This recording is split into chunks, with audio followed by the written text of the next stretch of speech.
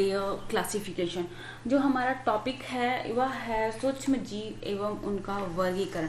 तो इसमें हमें क्या जानना है ना, जनरल कैरेक्टरिस्टिक्स क्या हैं सूक्ष्म जीवों के, जनरल उनके चरित्र मतलब क्या है, उनके क्या खास बातें हैं उनकी, और हम उनका वर्गीकरण कैसे करेंगे। तो देखो बहुत ब्रॉड है ये, तो इसे पढ़ने के लिए हमने इसे अलग अलग भागों में डिवाइड कर लिया। तो पहला जो पार्ट है वो है बैक्टीरिया, इसमें हम बैक्टीरिया के बारे में पढ़ेंगे। तो एक बार हम देख लेते हैं हमारे जो टॉपिक्स इस वीडियो में हमें कवर करने, वो है micro organisms and there classification, सूक्ष्म जीव और उनका वर्गीकरण। एक सिंपल रिव्यू हम यहाँ पर देखेंगे। उसके बाद प्रोकैरियोटिक और यूकैरियोटिक सेल्स क्या होती हैं, बैक्टीरिया के क्या कैरेक्टरिस्टिक्स हैं और कैसे इनको बांटा गया है। इसके साथ ही हम देखेंगे बैक्टीरिया का एक economic importance, most important economic importance होता है जो कृषि के क्षेत्र में नाइट्रोजन फिक्सेशन का। अगर नाइट्रोजन फिक्सेशन नहीं होता ना तो हमें दालें खाने को नहीं मिलती, कोई दाल नहीं खा पाते हम, चावल नहीं मिलता हमें। तो ये नाइट्रोजन फिक्सेशन पढ़ेंगे और उसके बाद इस पर हम 46 to 50 क्वेश्चंस को सॉल्व करेंगे। ठीक है, तो चलो हम देखते हैं इन सभी टॉपिक्स को। तो सबसे पहले हम बात करें माइक्रोबायोलॉजी या सूक्ष्म जीवों की। जब हम बात करते हैं तो सूक्ष्म जीवों को 5 भागों में बांटा गया। जब जीवों को सिर्फ 2 भागों में बांटा गया, प्लांट और एनिमैलिया, ठीक, 2 जगत प्रणाली जब बनी तो उसमें जो सूक्ष्म जीव थे उनको 5 भागों में बांट दिया गया। वे 5 भाग कौन से थे? तो सबसे पहले तो उनको बांटा गया जो कोशिकाएं ऐसी थी जिनमें न्यूक्लियस केंद्रक विकसित नहीं था, और दूसरे ऐसे थे जिनमें केंद्रक विकसित था। तो जिनमें केंद्रक नहीं विकसित था उनको कहा गया बैक्टीरिया, या और उसके जो कोशिकाएं थी उन कोशिकाओं को कहा गया प्रोकैरियोटिक सेल। ठीक है, अच्छा देखो, प्रो का मतलब होता है, यहाँ पर बहुत ही अच्छे से हम इन सब चीजों को समझेंगे। प्रो का मतलब होता है पुराना और कैरियन मतलब होता है कोशिका, न्यूक्लियस यानी केंद्रक। तो ऐसी कोशिकाएं जिनके केंद्रक बहुत पुराने हैं, यानी जिनपे केंद्रक कला नहीं पाई जा रही है, या ये कहें कि न्यूक्लियोप्लाज्म नहीं पाया जा रहा है, न्यूक्लियोलस जिसमें नहीं पाया जा रहा है, ऐसी कोशिकाओं को कहते हैं प्रोकैरियोटिक सेल। ठीक है, आगे हम इनको पूरा डिफाइन करेंगे। उसके बाद बाकी सभी कोशिकाओं को यूकैरियोटिक कह दिया गया। यूकैरियोटिक यानी यू का मतलब होता है नया या विकसित। तो ऐसी कोशिकाएं जिनका केंद्रक पूरी तरह से विकसित हो चुका था उनको कहा गया यूकैरियोटिक कोशिकाएं। तो सबसे पहला जो बंटवारा हुआ वह था बैक्टीरिया का। ठीक, अब बैक्टीरिया का अध्ययन जिस विज्ञान की शाखा में करते हैं उसे कहते हैं बैक्टीरियोलॉजी। बैक्टीरिया की खोज सबसे पहले की थी ल्यूवेनहॉक ने, एंटोनी वॉन ल्यूवेनहॉक ने। तो फादर ऑफ बैक्टीरियोलॉजी कहा जाता है एंटोनी वॉन ल्यूवेनहॉक को। ठीक है, और modern father of modern bacteriology कहा जाता है रॉबर्ट कोच को, क्योंकि इन्होंने ही कोच पास्चुलेट्स दिए थे और बहुत सारी डिजीज के बारे में बताया था कि हाँ, प्रूफ किया था कि यह बैक्टीरिया की वजह से ही होता है। उसके बाद अगर हम बात करें फादर ऑफ माइक्रोबायोलॉजी या सूक्ष्म जैविकी के पिता कौन है, फादर ऑफ माइक्रोबायोलॉजी, तो वो है लुईस पास्चर। समटाइम्स आपको कंफ्यूजन हो सकती है कुछ किताबों में, लेकिन जो राइट है वो मैंने यहाँ पर दिया है। कुछ जगह पर ऐसा है कि फादर ऑफ माइक्रोबायोलॉजी ल्यूवेनहॉक को कहा जा रहा है, लेकिन father of microbiology Lewis pasture को कहा जाता है इसलिए क्योंकि कुछ पास्चुलेट्स जो इन्होंने दिया था और जो इन्होंने प्रूफ किए उनके आधार पर इनको फादर ऑफ माइक्रोबायोलॉजी कहा जाता है। ठीक है, अब देखो बाद में देखा गया कि जब मोजैक वायरस था, ठीक, ये देखा गया कि तंबाकू की पत्तियां जो थी वे खराब हो रही थी। ठीक, तो उनको हटाया गया, उनको देखा गया जब पीस के और उसको छाना गया तो सभी बैक्टीरिया जो थे वे बाहर आ गए। लेकिन देखा गया कि फिर भी उनका जो तरल था, जो छना हुआ तरल था जिसमें कि बिल्कुल भी बैक्टीरिया नहीं थे, उनको जब दूसरी साफ और अच्छी तंबाकू की पत्तियों पे डाला गया तो वे तंबाकू की पत्तियां भी खराब हो गई। तो इससे पता चला कि कुछ और भी ऐसे जीव हैं, कुछ और है इसमें जो इनको खराब कर रहा है, जो बैक्टीरिया से भी छोटा है। तो उनको जब बाद में देखा गया, उनके बारे में डिटेल पता किया गया, तो उनका नाम रखा गया वायरस। ठीक है, और वायरस का अध्ययन जिस विज्ञान की शाखा में करते हैं उसे कहते हैं वायरोलॉजी। ठीक है, अच्छा वायरस की बात करें तो वायरस वो जीव होते हैं जो जीव नहीं होते हैं, ऐसे समझो, ऐसे जीव जो जीव नहीं होते हैं। यह सजीव और निर्जीव के बीच की कड़ी होती है। जब तक यह बाहर होता है यह एज ए निर्जीव पड़ा रहता है, और जैसे ही होस्ट के कोशिका में जाता है यह वहां पर मल्टीप्लिकेशन शुरू कर देता है। मल्टीप्लिकेशन यानी अपना द्विगुणन शुरू कर देता है और अपने जैसे और से वायरस बना लेता है, वहां पर अपने छोटे छोटे पार्ट बनाता है। इसके ऊपर कोई भी कवर नहीं होता है, मतलब कि यहाँ पर देख रहे हो ना, इसमें कोई कोशिका नहीं है, बस बाहर एक प्रोटीन का कवर है और अंदर या तो डीएनए होगा या फिर आरएनए होगा। मतलब न्यूक्लिक एसिड भी दोनों नहीं होगा, आरएनए डीएनए, सिर्फ या तो आरएनए होगा या फिर डीएनए होता है। एक खास बातें होती हैं इनकी। इसके बाद से देखा गया कि एक अगर हम बात करें ऐसे शुरुआत से, तो सबसे पहले तो वे जो जीवन जिनमें नहीं है, मतलब बिना कोशिका के, ठीक, वे थे वायरस। उसके बाद एक कोशिका वाले, लेकिन एक कोशिका के तो हैं, लेकिन इनकी खास बात क्या है कि ये प्रोकैरियोटिक, मतलब केंद्रक इनमें नहीं पाया जा रहा है। इनमें जो डीएनए आरएनए है वो ऐसा बिखरा हुआ है, कहीं बीच में ऐसा बिखरा हुआ है, तो वे कहलाए प्रोकैरियोटिक और बैक्टीरिया। ठीक, उसके बाद यूकैरियोटिक सिंगल सेल की बात की गई, जिसमें सेल वॉल नहीं पाया जा रहा था, उसे कहा गया प्रोटोजोआ। ठीक है, उसे प्रोटोजोन्स में रखा गया। ये यूकैरियोटिक सेल होते हैं लेकिन सिंगल सेल होते हैं और इनमें सेल वॉल नहीं होती। उसके बाद ऐसे मतलब एक से अधिक सेल वाले, ये तो सिंगल सेल हो गया। उसके बाद मल्टी सेल्यूलर ऑर्गेनिजम्स देखे गए। ये मल्टी सेल्यूलर ऑर्गेनिज्म जो थे वे थे हेट्रोट्रॉफिक काइटिन सेल वॉल की फंजाई। अच्छा, हेट्रोट्रॉफिक है मतलब ये अपना भोजन स्वयं तो नहीं बना सकते थे, लेकिन इनमें सेल वॉल था। ऐसे बिल्कुल ये अलग थे। ये पांचों चीजें ना एक दूसरे से बिल्कुल अलग है। सेल वॉल है लेकिन ये प्लांट नहीं है। प्लांट नहीं है क्योंकि ये अपना भोजन खुद नहीं बना सकते। और सेल वॉल भी किसकी है? काइटिन की है। और ये काइटिन कवक काइटिन होता है, जैसे हमारे जो नाखून वाले काइटिन होते हैं ना, बालों वाले काइटिन, वो वाला नहीं, ये दूसरे तरह का काइटिन होता है। तो ये अपना भोजन स्वयं नहीं बना सकते थे, लेकिन काइटिन की सेल वॉल थी। ठीक, तो इसलिए इन्हें फंजाई कहा गया। और इनका अध्ययन किया जाता है माइकोलॉजी में। ये देख रहे हो, माइकोलॉजी विज्ञान की वह शाखा जिसमें फंजाई का अध्ययन किया जाता है, माइकोलॉजी। उसके बाद देखा गया कि एक और है, सूक्ष्म जीव है, लेकिन उसमें क्या है कि उसमें सेल वॉल भी पाई जा रही है, वह अपना भोजन स्वयं बना सकता है। ठीक है, सेल वॉल पाई जा रही है, अपना भोजन स्वयं बना सकता है, लेकिन उसमें जड़ नहीं है। और रूट न होने की वजह से वह मतलब खनिज पदार्थों को अवशोषित नहीं कर सकता है। ठीक, उसे नाम दिया गया एल्गी। मतलब उसमें वैस्कुलर सिस्टम नहीं था, नॉन वैस्कुलर सिस्टम है, तो इसे नाम दिया गया एल्गी। तो ये जो काई वगैरह देखते हो ना, एक काई वगैरह सभी एल्गी होती हैं। उसके बाद फंजाई और एल्गी, फंजाई अपना भोजन नहीं बना सकता, एल्गी अपना भोजन बना सकता है, लेकिन खनिज पदार्थों को अवशोषित नहीं कर सकता। तो इन दोनों ने एक साथ मिल के रहने का निश्चय किया, और जब मिल के रहने लगे तो उस घर का नाम दिया लाइकेन।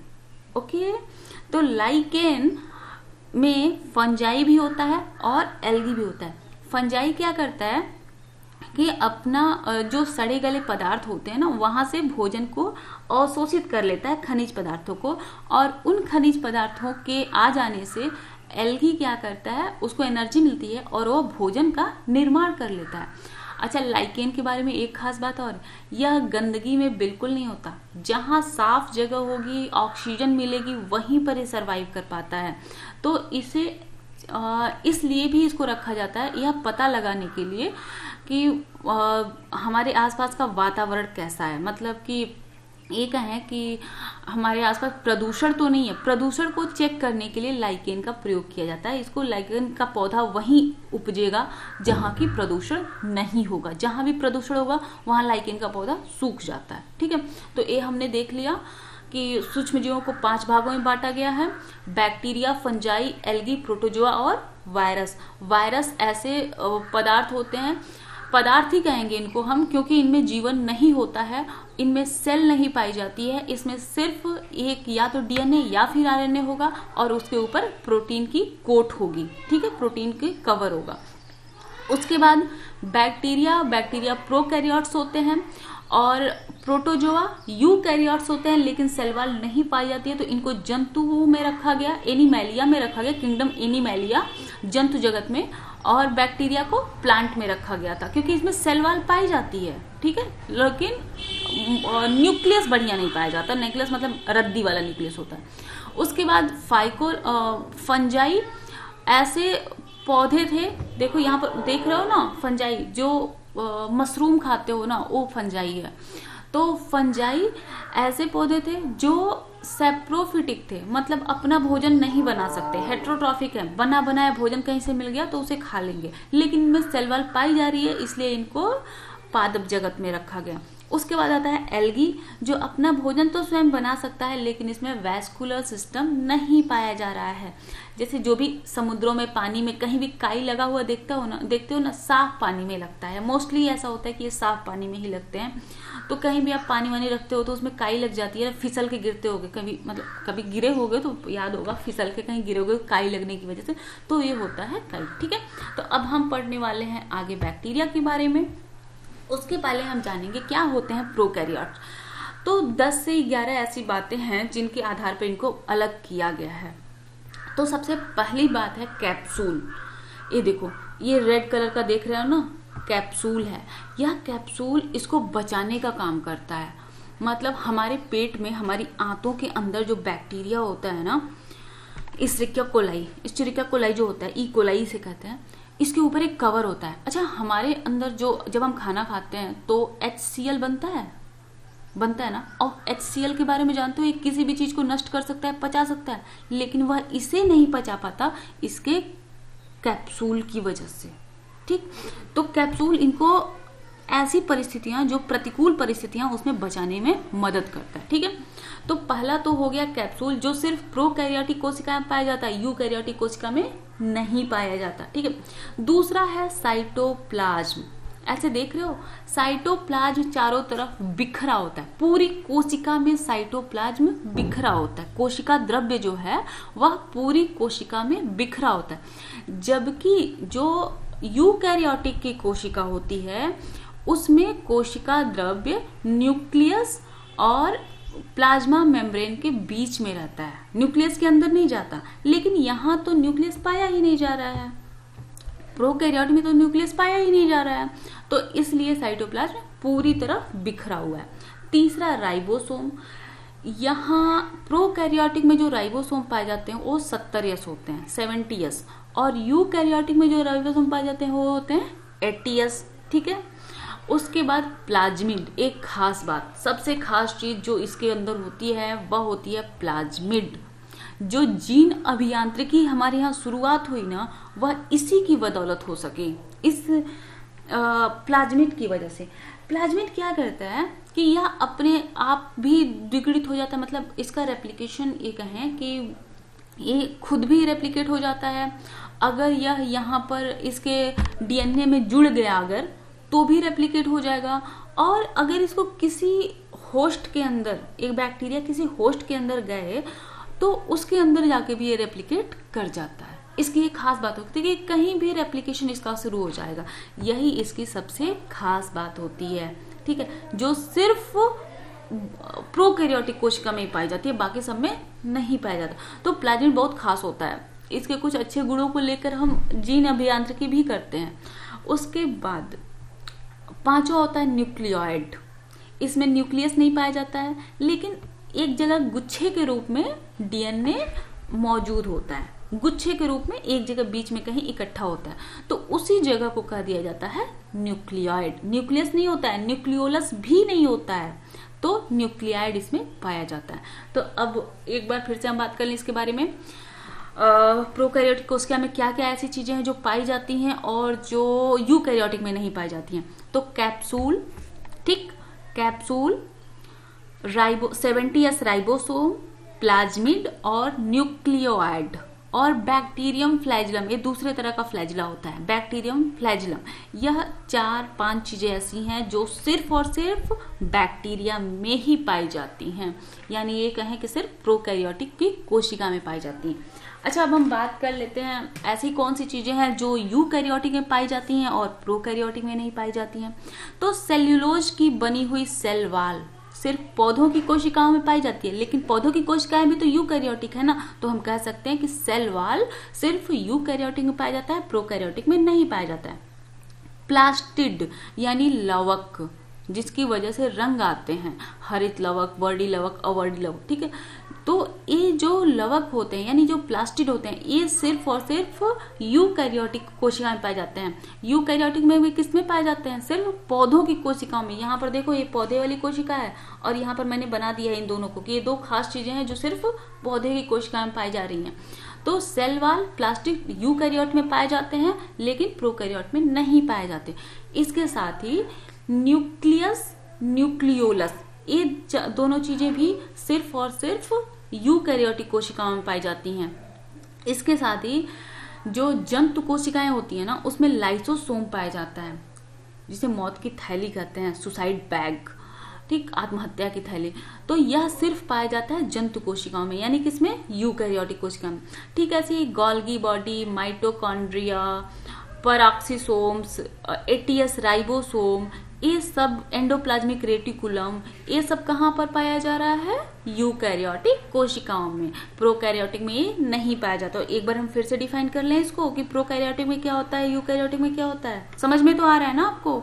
तो देखो, प्रोकैरियोटिक में कैप्सूल होता है, साइटोप्लाज्म में पूरी तरह से पूरे कोशिका में साइटोप्लाज्म बिखरा होता है, राइबोसोम 70S होता है और प्लाज्मिड पाया जाता है और न्यूक्लियोइड पाया जाता है न्यूक्लियस की जगह पर। ठीक है, यूकैरियोटिक कोशिकाओं में न्यूक्लियस पाया जाता है, न्यूक्लियोलस पाया जाता है, एंडोप्लाज्मिक रेटिकुलम पाया जाता है, 80S का राइबोसोम पाया जाता है, माइटोकॉन्ड्रिया पाई जाती है, Golgi body, lysosome, cell wall और प्लास्टिड पाया जाता है। आ गया समझ में ना? तो हम आगे बढ़े इसके बारे में। अब देखते हैं बैक्टीरिया के बारे में। बैक्टीरिया की खास बातें कुछ देख लेते हैं। इसमें डीएनए तो पाया जाता है, लेकिन डीएनए में हिस्टोन प्रोटीन नहीं पाई जाती। जो यूकैरियोटिक के डीएनए की खास बात होती है हिस्टोन प्रोटीन, वह हिस्टोन प्रोटीन बैक्टीरिया में नहीं पाई जाती। सांस लेने के लिए अगर हम यूकैरियोटिक की बात करें तो उसमें क्या पाया जाता है? माइटोकॉन्ड्रिया। लेकिन बैक्टीरिया में मीजोसोम्स पाए जाते हैं। ये देखो, ये बैक्टीरियल सेल वॉल है, ठीक है, और यह प्लाज्मा मेम्ब्रेन है। ठीक, एक बार ध्यान से देखते रहना ऐसे, मतलब थोड़ी सी गड़बड़ हो रही है इसमें, देखो ऐसे। तो ये जो निकला हुआ भाग देख रहे हो ना, ये गोल सा भाग, यह कहलाता है मीजोसोम्स। ठीक है, ये मीजोसोम है। अच्छा, मीजोसोम ना जगह बदलता रहता है और कभी बड़ा हो जाएगा, कभी छोटा हो जाएगा, अकॉर्डिंग टू कि वो कौन सी जगह पे है, मतलब ऑक्सीजन वहां पे मिल रही है या नहीं मिल रही है। जब कैप्सूल का फॉर्मेशन हो जाता है, ऐसा टाइम हो जाए कि अगर वहां पे ऑक्सीजन नहीं मिल रही है और इनको ऑक्सीजन चाहिए, मतलब ऐसे जीव जो अगर फोटोसिंथेसिस इनको करनी है, ठीक, और इनको ऑक्सीजन नहीं मिल रहा है, तो उस समय अपना कैप्सूल का फॉर्मेशन कर लेते हैं और ऐसा पड़े रहते हैं, तो उस समय मीजोसोम्स गायब हो जाता है। ठीक है, यहाँ पर जो मैंने अभी आपको इमेज दिखाई थी, इसमें आपको मीजोसोम्स नहीं दिख रहा है ना, क्योंकि यहाँ पर कैप्सूल बना हुआ है। तो जब कैप्सूल का फॉर्मेशन हो जाएगा, मोटा थिक लेयर बन जाएगा कैप्सूल का, तो उस समय मीजोसोम्स दिखाई नहीं देते हैं। उसके बाद राइबोसोम 70S टाइप होता है, 70S टाइप का राइबोसोम इनमें पाया जाता है। सेल वॉल इनकी पेप्टाइडोग्लाइकेन की बनी होती है। अच्छा देखो, फंजाई में सेल वॉल किसकी बनी होती है? काइटिन की। बैक्टीरिया या फिर कहें कि ब्लू ग्रीन एल्गी, तो इसमें पेप्टाइडोग्लाइकेन की। और बाकी सभी पौधों में सेल वॉल किसकी होती है? सेल्यूलोज की। तो ये चीजें याद रख लेना हमेशा कि मोस्टली 3 तरह के हो जाते हैं सेल वॉल। बैक्टीरिया में पेप्टाइडोग्लाइकान, फंजाई में काइटिन और बाकी सभी बड़े पौधों में सेल्यूलोज। ठीक है, रिप्रोडक्शन इनमें मोस्टली ए माइटोटिक होता है, बाइनरी फिजन होता है, बाइनरी फिजन मतलब दो भागों में टूट जाना, ठीक है, या फ्रेगमेंटेशन, और स्पोर फॉर्मेशन ये करते हैं। अगर इनका मतलब रिप्रोडक्शन अगर वैसे होता है कि एक तो ये होता है कि ए माइटोटिक हो गया, ए माइटोटिक मतलब कि इसमें कोई भी अलिंगी जनन जिसे कहते हैं अलिंगी जनन, और अगर जब लिंगी जनन होता है ना तो लैंगिक सेक्सुअल रिप्रोडक्शन जब होता है तो स्पोर का फॉर्मेशन होता है इनमें समटाइम्स। और देखो 3 तरह से होता है, या तो कंजुगेशन होगा, ट्रांसफॉर्मेशन होगा, या ट्रांसडक्शन होगा। हम उसके बारे में बिल्कुल नहीं पढ़ेंगे क्योंकि यहाँ पर एक सिंपल जनरल कैरेक्टरिस्टिक्स की बात कर रहा है और बात कर रहा है क्लासिफिकेशन की, तो इतना कुछ हम नहीं पढ़ेंगे। सबसे छोटे बैक्टीरिया की बात करें तो डाइएलेस्टर न्यूमोनिस्टिस है, ठीक है, डाइएलिस्टर न्यूमोसिंटिस, ठीक, यह सबसे छोटा बैक्टीरिया होता है। अब देखो बैक्टीरिया को उनके सेप के आधार पे जब बांटा गया कि किस किस तरह के पाए जाते हैं, तो कुछ बैक्टीरिया गोल होते हैं, गोल गोल, तो इनको कहा गया कोकाई, ठीक है, कोकस या कोकाई। कोकाई मतलब प्लूरल फॉर्म है, अब कोकस जब एक रहेगा तो कोकस कहलाएगा। उसके बाद जो छड़ की आकार के मतलब लंबाई में है वे हैं बैसिलस, और बैसिलस में ही स्पोर का फॉर्मेशन होता है। तीसरे जो कि एस फॉर्म में बन जाते हैं उन्हें कहते हैं स्पाइरुला, ठीक है, स्पाइरुलम। और चौथे होते हैं विब्रियो, जो कॉमा के शेप में होते हैं। ऐसे देख रहे हो ना, एक कॉमा के शेप में है, कॉमा शेप है तो ये क्या हो गया विब्रियो, कॉमा शेप विब्रियो, और एस के आकार का स्पाइरुला। और अगर हम बात करें ऐसे इनकी, देखो बैसिलस छड़ के आकार का बैसिलस, गोल गोल कोकस, ठीक है, ये समझ में लो। इसके बाद अगर हम फ्लैजिला के आधार पर, इनमें भी फ्लैजिलम पाया जाता है, तैरने के लिए कुछ में फ्लैजिलम पाया जाता है, तो इनके आधार पर अगर हम बैक्टीरिया को बांटते हैं तो बैक्टीरिया 2 तरह के होते हैं। एक तो ए ट्राइकस होते हैं, ए का मतलब नहीं और ट्राइकस का मतलब फ्लैजिला। तो ए ट्राइकस होते हैं, ए का मतलब नहीं, जिनमें फ्लैजिला नहीं पाया जाता, और ट्राइकस जिसमें फ्लैजिला पाया जाता है। ए ट्राइकस में सभी कोकस आ जाते हैं, कोकस में फ्लैजिला नहीं पाया जाता। इसके साथ ही जो विब्रियो है, कोलेरी जो कॉमा शेप है, उसमें भी फ्लैजिला नहीं पाया जाता, ठीक है। बाकी में जो बैसिलस हैं या स्पैरुलम है उनमें पाया जाता है। अब ट्राइकस 2 तरह के हो जाते हैं, एक तो नॉन पोलर और दूसरा पोलर। पोलर का मतलब क्या होता है, आमने सामने। पोलर का मतलब हमारी जो पृथ्वी है गोल है, पोल 2 ही जगह है ना, आमने सामने है एक दूसरे के, ठीक, तो इसी का मतलब हुआ पोलर। तो यहाँ पर आमने सामने जब फ्लैजिला पाया जाएगा तो उसे पोलर कहेंगे, ठीक है। और नॉन पोलर का मतलब कि ऐसे, नॉन पोलर का मतलब पूरे शरीर में ही फ्लैजिला हो, मतलब ऐसे फ्लैजिला तो ऐसे होता है ना, जब पूरी बॉडी में फ्लैजिला होता है तो उसे नॉन पोलर कहते हैं। आगे समझ में, ठीक। अब देखो पोलर फ्लैजिला के आधार पर, मतलब कि सिर्फ आमने सामने जो फ्लैजिला है या एक तरफ जो फ्लैजिला इनके बॉडी के एक तरफ है, उनके आधार पर इनको बांटा गया मोनोट्राइकस।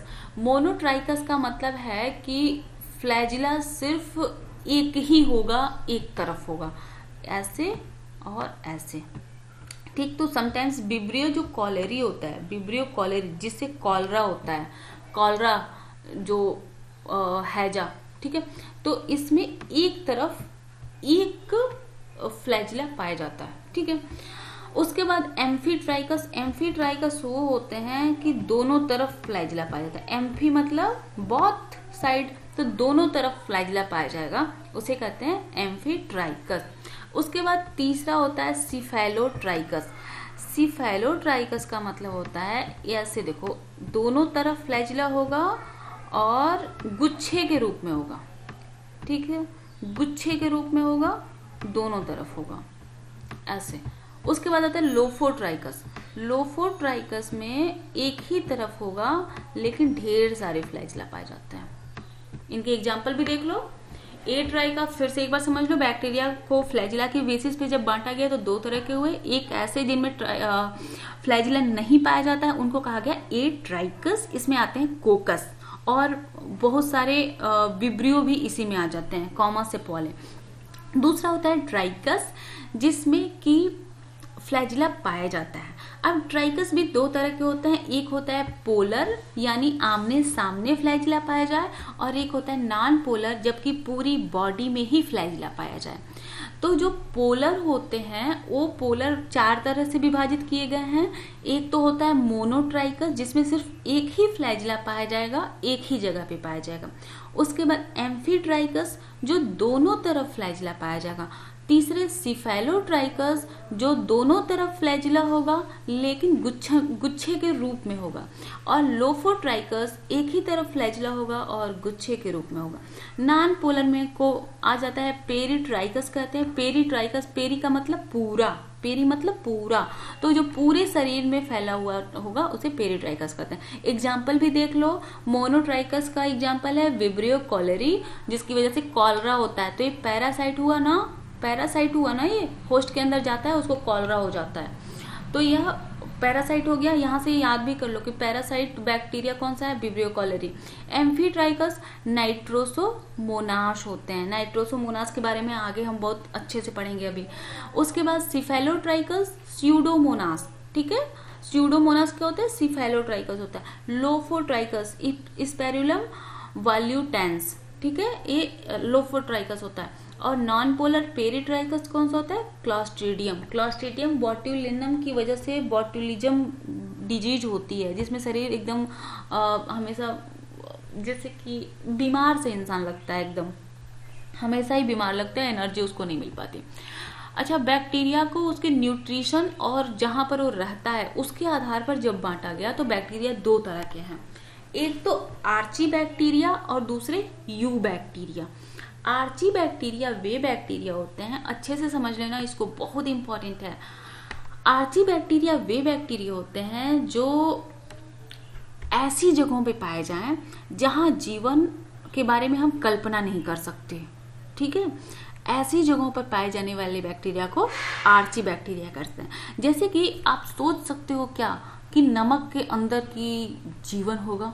नमक जो किसी का पानी, अगर नमक के अंदर कुछ भी हो तो अवशोषित कर लेता है ना, तो उसके अंदर जीवन की कल्पना कर सकते हो, नहीं कर सकते। ठीक है, ऐसे ही मेथेन गैस जो होती है, कितनी जहरीली गैस है ना, सबको मार डालती है, उसके अंदर जीवन की कल्पना कर सकते हो, नहीं। इसी तरह से अगर ये सोचो कि जहाँ पानी खौल रहा है, पानी बॉयल कर रहे हो, तो पानी बॉयल क्यों करते हो, ताकि सब कुछ उसमें सारे जीव मर जाएं। अब उसके अंदर भी बैक्टीरिया होता है, ऐसा सोच सकते हो क्या, नहीं ना। तो जो इन जगहों पर जीते हैं, एक्सट्रीम कंडीशन, ऐसी कंडीशन जहां जीवन सुलभ नहीं है, वहां पर भी जो जी सकते हैं उन बैक्टीरिया को कहते हैं आर्ची बैक्टीरिया। और जैसा कि मैंने आपको बता दिया, नमक, मेथेन और खौलता हुआ पानी, ठीक, ये तीनों जगह पे पाए जाते हैं। तो जो नमक वाली जगह पे पाए जाते हैं यानी कि समुद्र में पाए जाते हैं वो है हेलोफाइल्स। ऐसे यहाँ पे बहुत सारा नमक होता है, ऐसी जगहों पे भी पाए जाते हैं, नमक के अंदर भी पाए जा सकते हैं। उसके बाद मेथेनोजेंस, जो चौपाए होते हैं ना, गाय भैंस होती है ना, जो ऐसे सभी जीव जो जुगाली करते हैं, जो भी जुगाली करते हैं, ऐसे समझ लो, उनकी गट्स में, उनके आंतों में पाए जाते हैं मेथेनोजेंस। अच्छा, बायोगैस का नाम सुना है ना, बायोगैस बनती है, किससे बनती है, गोबर गैस, जिसे बायोगैस को ही तो गोबर गैस कहते हैं ना। यह गोबर गैस क्यों बनती है, क्योंकि उसमें मेथेनोजेंस पाए जाते हैं। और ये मेथेनोजेंस आते कहाँ से हैं, ये आते हैं चौपाए यानी गाय भैंसों के पेट से, ठीक है, उसके अंदर ही रहते हैं और गोबर के द्वारा बाहर निकलते हैं और उसी गोबर से मेथेन गैस बन सकती है। उसके बाद थर्मो एसिडोफाइल्स, खौलते हुए पानी के जो झरने होते हैं ना, 80 डिग्री सेंटीग्रेड 90 डिग्री सेंटीग्रेड पे जो पानी के, गर्म पानी के जो झरने होते हैं, उसमें भी ये बैक्टीरिया पाए जाते हैं, ठीक है। तो ये हो गए आर्ची बैक्टीरिया। अब हम जान लेते हैं यू बैक्टीरिया के बारे में। यू बैक्टीरिया जो हमारे कॉमन जगहों पे पाए जाते हैं, यू का मतलब सुंदर, अच्छे, बढ़िया, तो ये बढ़िया वाली जगहों पे जो पाए जाते हैं बैक्टीरिया, उनके बारे में बात कर रहे हैं। तो यू बैक्टीरिया दो तरह के होते हैं, खाने के आधार पर इनको बांटा गया है। एक तो वे जो अपना खाना खुद बना लेते हैं और दूसरे वे जो किसी और पे डिपेंड होते हैं खाने के लिए, ठीक है। तो जो अपना भोजन खुद बना लेते हैं वो कहलाते हैं ऑटोट्रॉफिक। अब ये भी दो तरह के होते हैं, एक तो फोटोसिंथेसिस करते हैं, ठीक, और दूसरे जो होते हैं वे कीमोसिंथेटिक होते हैं। कीमो का मतलब केमिकल, ठीक है, और फोटो का मतलब लाइट। तो जो सूरज के प्रकाश में अपना भोजन खुद बनाते हैं वो फोटो ऑटोट्रॉफिक हो गए। और जो गैस मतलब मिट्टी के अंदर रहते हैं, ठीक है, मिट्टी के अंदर रहेंगे, बाहर नहीं रहते, मिट्टी के अंदर रहेंगे, और वहां जो केमिकल्स होते हैं उन केमिकल्स को तोड़ तोड़ के अपना भोजन ले लेते हैं, एनर्जी ले लेते हैं, वो कहलाते हैं कीमो ऑटोट्रॉफिक। ठीक है, साइनोबैक्टीरिया, ठीक है, साइनोबैक्टीरिया जो होता है वह फोटो ऑटोट्रॉफिक होता है। साइनोबैक्टीरिया की एक सबसे खास बात, इसमें हेटेरोसिस्ट का निर्माण होता है। हेटेरोसिस्ट काम क्या करता है, जब ऐसे एक्सट्रीम कंडीशंस आती हैं तो ये सिस्ट का मतलब क्या होता है, एक कठोर आवरण। तो यह हेटेरोसिस्ट में इसके स्पोर जमा हो जाते हैं, और जब कंडीशन फिर कभी फेवरेबल कंडीशन आती है, मतलब अनुकूल परिस्थितियां आती हैं, तो उसमें से फिर से साइनोबैक्टीरिया के छोटे छोटे छोटे छोटे बच्चे निकल आते हैं। मतलब बच्चे क्या, ऐसा समझो कि साइनोबैक्टीरिया, नए साइनोबैक्टीरिया पैदा हो जाते हैं। ठीक है, तो साइनोबैक्टीरिया के जो एग्जाम्पल है वो है नॉस्टॉक और एनाबिना। ठीक है, ये जो इमेज देख रहे हो ना, इसमें जो ब्लू कलर दिख रहा है छोटा छोटा, वह हेटेरोसिस्ट है, और इनके ऊपर एक म्यूसिलेजिनस सीथ पाई जाती है, मतलब कि ऐसे चिपकने वाली सीथ। ठीक है, अब बात करें कीमो ऑटोट्रॉफिक बैक्टीरिया की, तो ये 4 तरह के समझो, मोस्टली 4 तरह के होते हैं। Sulphur bacteria, iron bacteria, hydrogen bacteria और नाइट्रोजन बैक्टीरिया। ठीक है, 4 हो गए, sulphur bacteria, iron bacteria, hydrogen bacteria और नाइट्रोजन बैक्टीरिया। सल्फर बैक्टीरिया क्या करते हैं, यह सल्फर को तोड़ के और उसमें से एनर्जी ले लेते हैं। बेजियाटोआ, बेजियाटोआ क्या है, सल्फर बैक्टीरिया।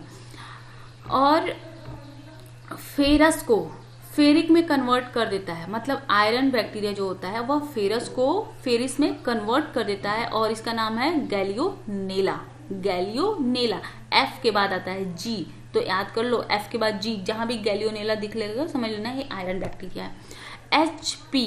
एचपी, ठीक, तो गैस सिलेंडर का नाम है ना, एचपी गैस, हाँ एचपी गैस सिलेंडर। तो हाइड्रोजन बैक्टीरिया स्यूडोमोनास, यह हाइड्रोजन को तोड़ता है और ऑक्सीजन की उपस्थिति में हाइड्रोजन को तोड़ के पानी बना देता है। पानी का निर्माण, ऑक्सीजन और हाइड्रोजन मिलकर पानी का निर्माण करते हैं ना, तो यह ब्रेक डाउन कर देता है हाइड्रोजन मॉलिक्यूल के साथ रह सकता है, आराम से रहता है, और जैसे ऑक्सीजन मिल जाता है तो यह पानी का निर्माण कर देता है, और इसमें जो एनर्जी मिलती है उस एनर्जी को यह ले लेता है। नाइट्रोमोनास, नाइट्रोमोनास क्या करता है, ये नाइट्रीफाइंग बैक्टीरिया होते हैं, यह नाइट्रोजन को तोड़ते हैं। जो हमारे वातावरण में 78% नाइट्रोजन है ना, इस नाइट्रोजन को यह चेंज कर देते हैं नाइट्रेट में, और यही नाइट्रेट पौधे लेते हैं, और जो एनर्जी मिलती है ये नाइट्रोमोनास का हो जाता है। ठीक, इसके बाद आता है हेटेरोट्रॉफिक। हेटेरो का मतलब होता है विषम, यानी दूसरे पे जो डिपेंड होते हैं वे होते हैं हेटेरोट्रॉफिक। हेटेरो मतलब अलग अलग तरह के भोजन का जिनका होता है, अलग अलग तरह के जीवों पे जो डिपेंड होते हैं भोजन के लिए। यह 3 तरह के होते हैं, एक तो पैरासाइट, दूसरा सैप्रोफाइट और तीसरा सिम्बायोटिक।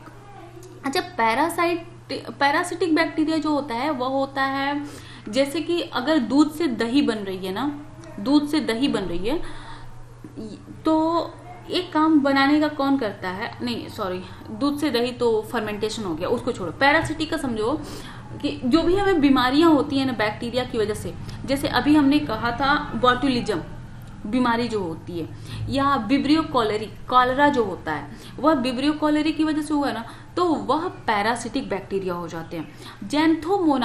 जैंथोमोनास की वजह से जो या नींबू हुआ, या जितने भी साइट्रस कुल के, साइट्रस फैमिली के जितने भी पौधे होते हैं उनमें जो बीमारियां होती हैं वो जैंथोमोनास की वजह से होती हैं। सिट्रस कैंकर बोलते हैं, जैसे सिट्रस कैंकर नाम सुना होगा, सिट्रस कैंकर, वह जैंथोमोनास की वजह से होता है। तो जो भी बीमारी देने वाले बैक्टीरिया होते हैं वे पैरासिटिक बैक्टीरिया होते हैं। ओके, सैप्रोफिटिक बैक्टीरिया वो होते हैं जो सड़ी गली चीजों से अपना भोजन बना लेते हैं, जैसे कि दूध से जब दही बनती है तो ये बैक्टीरिया उसको बना सकते हैं। ठीक है, दूध फटना, दूध को फाड़ देते हैं, एक काम करते हैं लैक्टोबैसिलस, तो ये सैप्रोफिटिक होते हैं। इनको अपना भोजन बनाने के लिए ना पहले भोजन को खराब करना पड़ता है, भोजन को सड़ाते गलाते हैं। अच्छा, ये जो शराब बनता है ना, ठीक, अल्कोहल जो बनता है वो सैप्रोफिटिक बैक्टीरिया बनाते हैं, ये बड़े आराम से उसको सड़ाते गलाते हैं फिर उसको ले लेते हैं। जैसे जो ये होता है गन्ने का रस हो गया, महुए का रस हो गया, या फिर ये जो होता है एक चीज और क्या होती है, अंगूर। ठीक, तो इनको सड़ाने का काम, जब ये सड़ता है तो उसमें बैक्टीरिया आते हैं, और ये बैक्टीरिया होते हैं सेप्रोफिटिक बैक्टीरिया। उसके बाद आता है तीसरा सिम्बायोटिक। सिम्बायोटिक का मतलब होता है साथ साथ जीना, साथ साथ मरना। एक अगर मर गया तो दूसरा भी जी नहीं पाएगा, तो ये होते हैं सिम्बायोटिक बैक्टीरिया।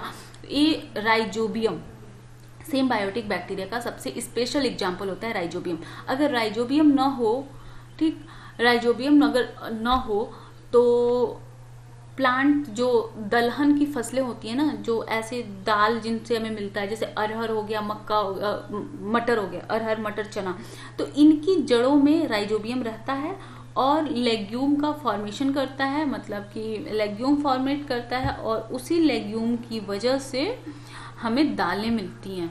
नाइट्रोजन फिक्सेशन होता है उसमें और फिर दाल बनती है। नहीं तो दाल ही नहीं बनेगी, फली नहीं बनेगी, फली नहीं बनेगी तो दाल नहीं बनेगी। ठीक, अब देख लो क्लासिफिकेशन, इनको ना 19 ग्रुपों में बांटा गया है। ठीक, जो बिल्कुल नहीं पूछने वाला, जो बिल्कुल नहीं पूछने वाला आपके एग्जाम में। तो इसीलिए मैंने आपको फ्लैजेलन के आधार पे इनका वर्गीकरण बता दिया, इनके खाने पीने के आधार पे इनका वर्गीकरण बता दिया।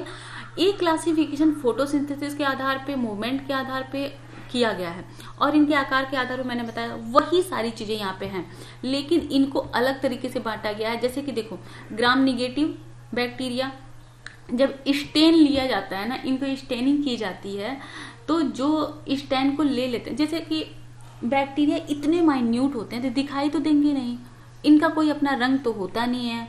ठीक है, बेरंग होती है इनकी जिंदगी। तो इनको रंगीन बनाने के लिए, इनकी जिंदगी को रंगीन बनाने के लिए, ताकि हम इनको देख सकें, ठीक, इन पे रंग चढ़ाया जाता है। समझ में आया? इनको रंगीन बनाने के लिए इन पे रंग चढ़ाया जाता है। तो कुछ ऐसे होते हैं जो रंग को एक्सेप्ट कर लेते हैं, कुछ ऐसे होते हैं कि रंग को एक्सेप्ट नहीं कर पाते। तो जो एक्सेप्ट कर लेते हैं वो ग्राम पॉजिटिव कहलाते हैं, और जो एक्सेप्ट नहीं कर पाते वे ग्राम निगेटिव कहलाते हैं। ठीक है, और इसी के आधार पे पॉजिटिव, निगेटिव, कोकाई, बैसिलस, इनके आधार पे इनको बांट दिया गया है। अब इसमें दो इंपॉर्टेंट चीजें हैं, रिकेट्सिया और माइकोप्लाज्मा, जिसके बारे में हम पढ़ेंगे। अब देखो, नाइट्रोजन फिक्सेशन, यह मोस्ट इंपॉर्टेंट है, इसको रखना जरूरी था तो मैंने यहाँ पे रख लिया इसको। देखो, नाइट्रोजन फिक्सेशन की हम बात करें तो हमारे एटमॉस्फेयर में कितने परसेंट नाइट्रोजन है? 78%। लेकिन ये नाइट्रोजन ऐसी है कि जिसे हम यूज नहीं कर सकते। जैसे कि दुकान पे मैगी पड़ी हुई है, दुकान पे मैगी पड़ी हुई है, लेकिन उस मैगी को ऐसा तो हम नहीं खा सकते ना। ठीक, तो पापा क्या करते हैं? पापा जाते हैं मैगी लाते हैं। ठीक, तो पापा मैगी कहाँ लाएंगे? घर पे। तो घर पे लाके क्या करते हैं? पापा रख देते हैं। ठीक, तो पापा मार्केट में 78% मैगी पड़ी हुई है, उस मैगी को पापा गए, लाए और घर में लाके फिक्स कर दिया। ठीक, वह फिक्स हो गया है, लेकिन फिर भी हम उस मैगी को नहीं खा सकते। तो हमारी मम्मी क्या करती हैं? उस मैगी को लेती हैं और फिर उसे बनाती हैं। ठीक है, उसे बॉयल करती हैं, उबालती हैं, बना देती हैं, और बनाने के बाद फिर हमें मिल जाता है और हम खा लेते हैं ना। तो बस वही काम है। यहाँ पर दो तरह के बैक्टीरिया होते हैं। अब बाहर जो मार्केट का मतलब इन्वायरमेंट में 78% नाइट्रोजन है। पापा का मतलब nitrogen fixing bacteria. Nitrogen fixing bacteria वहां से, मतलब इन्वायरमेंट से नाइट्रोजन को लाके फिक्स कर देते हैं जमीन के अंदर। ठीक है, वो जमीन के अंदर फिक्स कर देते हैं। किस फॉर्म में? अमोनिया के फॉर्म में।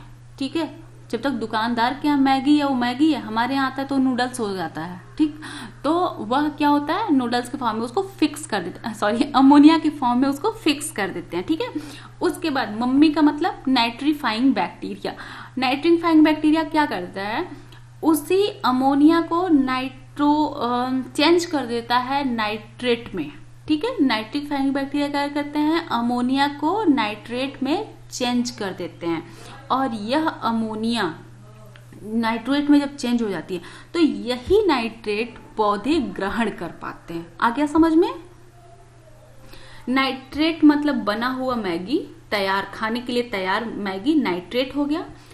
अमोनिया का मतलब फिक्स्ड मैगी नूडल्स जो हमारे घर पे आ गया, और नाइट्रोजन जो बाहर वाला है वो क्या हो गया, जो दुकानदार के पास है मैगी। ठीक है, तो समझ लो ऐसे, अब आराम से समझोगे। वातावरण में बहुत सारा नाइट्रोजन है, इस नाइट्रोजन को बारिश के द्वारा ये जमीन में तो आ गया।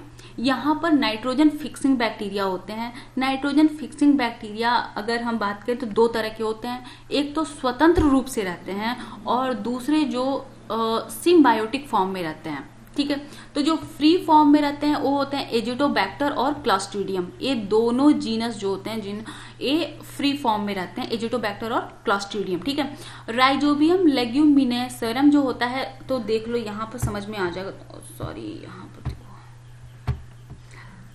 देखो लेग्यूमिनोसेरम। ठीक है, नाम से पता है राइजोबियम क्या होता है, कहाँ रहता है, लेग्यूम वाले पौधों के अंदर, लेग्यूमिनोसेरम। तो ये कहाँ रहेगा राइजोबियम, लेग्यूम वाले पौधों के अंदर रहता है, जबकि एजिटोबैक्टर और क्लॉस्ट्रीडियम जमीन के अंदर स्वतंत्र अवस्था में रहते हैं। तो ये क्या करते हैं कि जो बाहर से नाइट्रोजन आई, तो बारिश का पानी हुआ तो पानी के साथ नाइट्रोजन भी जमीन के अंदर गई, उस नाइट्रोजन को ये क्या करते हैं, फिक्स करने का काम करते हैं। फिक्स करना मतलब उसे सुरक्षित रख देना, तो इसीलिए कहलाते हैं नाइट्रोजन फिक्सिंग बैक्टीरिया। ठीक है, अच्छा एक बात और, जो राइजोबियम लेग्यूमिनस है ना, ये नाइट्रोजन को फिक्स भी करता है और साथ में उसी को नाइट्रेट में चेंज भी कर देता है, क्योंकि ये कहाँ पाया जा रहा है, यह जड़ के अंदर पाया जा रहा है। तो जब जड़ के रूट के अंदर पाया जा रहा है, जैसे कि ये हो गई रूट, ये रूट है, इस रूट में हाँ, देखो कुछ ज्यादा ही बड़ा हो गया ना, हाँ ये वाला रूट जो है इसमें राइजोबियम है, ये राइजोबियम है। ठीक है, ये राइजोबियम ये रूट में पाया जा रहा है। तो ये क्या कह रहा है कि नाइट्रोजन आया, नाइट्रोजन जमीन में आया है, तो इस नाइट्रोजन को इसने लिया और इसमें फिक्स कर दिया और चेंज कर दिया नाइट्रेट में। ठीक, लेग हीमोग्लोबिन के उसमें इसने चेंज कर दिया नाइट्रेट के फॉर्म में। ठीक है, तो यहां से एक क्वेश्चन ये बनता है कि डायरेक्ट नाइट्रोजन को नाइट्रेट में चेंज करने वाले बैक्टीरिया को क्या कहते हैं, तो नाइट्रोजन फिक्सिंग बैक्टीरिया कहते हैं। ओके, अब देखो जमीन में आया अमोनियम के फॉर्म में। अच्छा, हम लोग जो एक्सक्रेटरी मटेरियल होता है, ठीक है, वह भी क्या होता है, नाइट्रोजन ही होता है। अच्छा, पता है नाइट्रोजन 78% क्यों इतना ज्यादा है, पौधों में नाइट्रोजन है, हमारे शरीर में नाइट्रोजन है, हमारे डीएनए का जो बेस है वो भी नाइट्रोजन है, हर जगह तो नाइट्रोजन है ना, इस फॉर्म में रहता है। तो अगर कोई जीव जानवर मर गया, जैसे देखो अगर किसका एक्सक्रेटरी प्रोडक्ट है वो भी क्या होता है, अमोनिया ही होता है। ठीक है, एक्सक्रेटरी प्रोडक्ट क्या होता है, अमोनिया या फिर यूरिक एसिड, तो इसमें भी नाइट्रोजन है। तो इस फॉर्म में, या फिर कोई डेड बॉडी है, तो ये सब अगर एनिमल या प्लांट जो भी मरते हैं तो उनके शरीर का जो भी डिकम्पोज होता है, वो तो डिकम्पोज कौन करता है, फंजाई वगैरह करते हैं, और ये बैक्टीरिया करते हैं, जो सेप्रोफिटिक बैक्टीरिया मैंने बताया ना आपको, तो ये बैक्टीरिया उसको डिकम्पोज करते हैं, और डिकम्पोज के बाद करने के बाद उसको किसमें कंपोज करते हैं, अमोनिया के फॉर्म में। ठीक है, जब कोई कभी देखा होगा कोई जानवर मर जाए तो बहुत जोरों से बदबू आती है, तो जो गंध निकल रही होती है ना, वो अमोनिया की गंध होती है, बहुत बुरी वाली जो गंध आती है, तो अमोनिया के फॉर्म में कन्वर्ट कर दें। और क्यों गंध आ रही होती है, क्योंकि वो डिकम्पोज हो रहा होता है। तो यह जो अमोनिया के फॉर्म में इन्होंने कर दिया, अब इसी अमोनिया से नाइट्रेट बनाने का काम कौन करता है, नाइट्रीफाइंग बैक्टीरिया। ओके, तो सबसे पहले नाइट्रोसोकोकस और नाइट्रोसोमोनास इसको नाइट्राइट में चेंज करते हैं, NO2-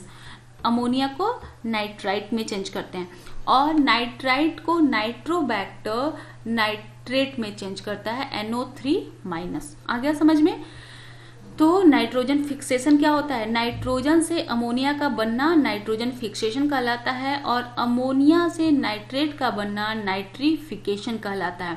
और जो जीवाणु अमोनिया से नाइट्रेट बनाते हैं वो नाइट्रीफाइंग बैक्टीरिया कहलाते हैं, और जो नाइट्रोजन से अमोनिया या नाइट्रोजन से डायरेक्टली नाइट्रेट बनाते हैं वे नाइट्रोजन फिक्सिंग बैक्टीरिया कहलाते हैं। ठीक है, जैसे कि अगर मैगी पापा भी ला सकते हैं, और पापा बना भी तो सकते हैं ना, मैगी नूडल्स है यार, कोई भी बना सकता है। ठीक, अब बात करते हैं हम क्वेश्चंस की, जो मोस्ट इंपॉर्टेंट क्वेश्चन है